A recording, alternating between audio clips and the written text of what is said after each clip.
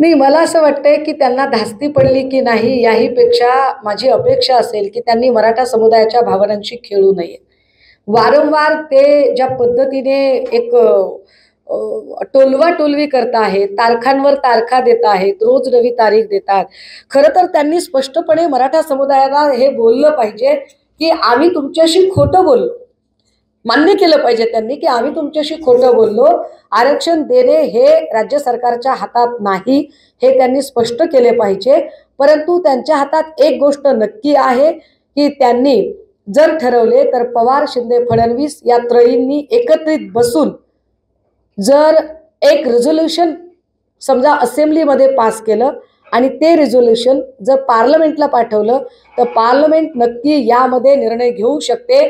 कारण मी पुन्हा पुन्हा सांगते की according to article 368C reservation policy जी आपल्याकडे सांगितलेली आहे, विशेषतः स्पेशल अमेंडमेंटची जी पॉलिसी सांगितलेली आहे ती आर्टिकल 368C मध्ये जी सांगितलेली पॉलिसी आहे त्यानुसारची स्पेशल ॲब्सोल्यूट मेजॉरिटी जी 372 ची मेजॉरिटी आहे ती 372 ची मेजॉरिटी आज घडीला फक्त आणि फक्त भाजपाकडे आहे.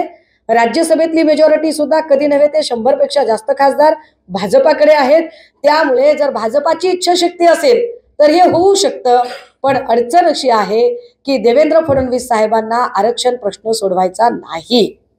मुळात महागाई, बेरोजगारी, महिला असुरक्षा, शेतकरी या कंत्राटी भरती या सगळ्या प्रश्नांवर सपशेल अपयशी ठरलेल्या सरकारला कुणी प्रश्न विचारू नयेत म्हणून त्यांना मराठा ओबीसी वाद लावून द्यायचा आहे. देवेंद्र फडणवीस साहेब हे ठरवून मराठा ओबीसी वाद लावत आहेत असं आमचं म्हणणं आहे. यामध्ये त्यांना ओबीसींची सुद्धा अजिबात काळजी नाही.